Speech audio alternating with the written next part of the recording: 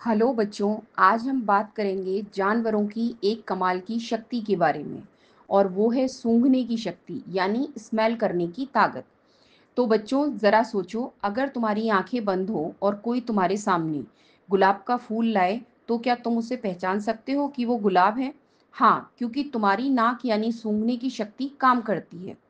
लेकिन बच्चों, क्या आप जानते हो कि कुछ जानवरों की सूंघने की शक्ति तो इंसानों से 100 गुना ज़्यादा तेज होती है।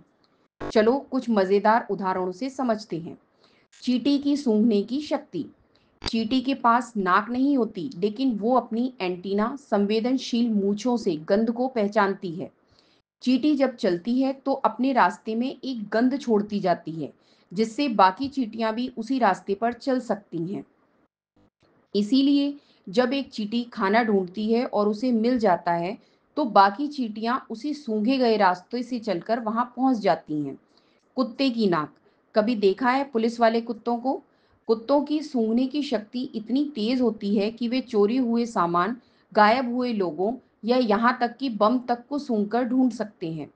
जब एक कुत्ता जमीन को सूंघता है तो वहां से गुजरे हर इंसान की गंध को पहचान सकता है ना अद्भुत?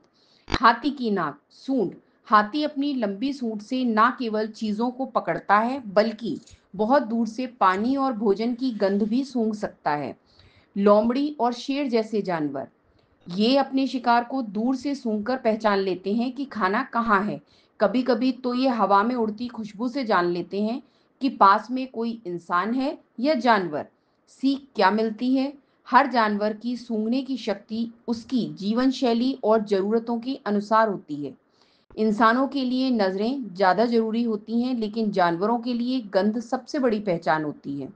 इसीलिए तो चींटियां, कुत्ते, बिल्लियां और हाथी जैसे जानवर दूसरे जानवरों को, अपने घर को और यहाँ तक कि अपने परिवार को भी गंध से पहचानते हैं। एक मजेदार खेल। अगली बार जब तुम अपनी मम्मी के रसोई घर में जाओ तो आंखें बंद करो और सूंघ कर पहचानो, ये हींग है या धनिया, ये चाय पत्ती है या काली मिर्च। इससे तुम्हारी नाक और भी समझदार बन जाएगी।